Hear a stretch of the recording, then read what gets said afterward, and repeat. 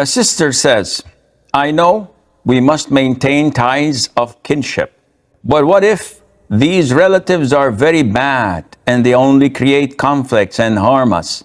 Is it still mandatory to maintain ties with them, or we can break to save ourselves from further harm and mental torture? First of all, the Prophet ﷺ had told us that it is one of the major sins to cut your kinship, ties of kinship, to sever your kinship. Allah Azza wa Jal made this associated with corruption on earth.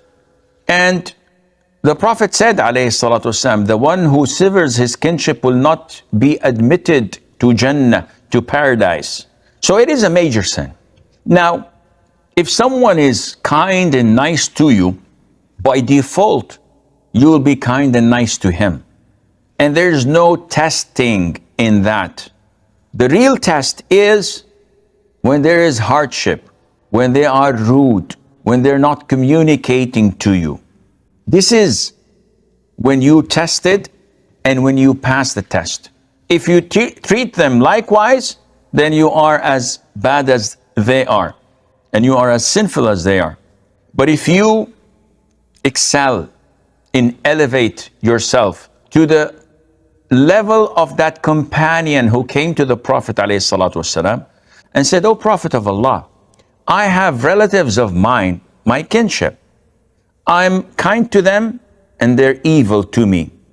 I connect them and they sever my kinship.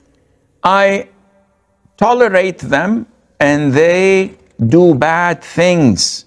So should I continue to connect my kinship?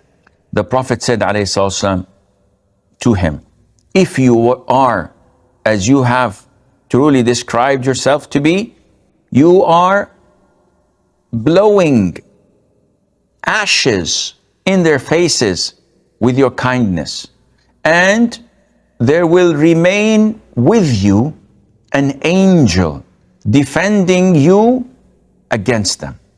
So the Prophet is highlighting that you must not cut or sever your kinship, even if they're bad to you. Now, having said that, you don't have to go to both extremes. You don't have to cut them off entirely as if they're not related to you, nor be with them 24/7. You have to maintain the minimal possible amount or level of connectivity.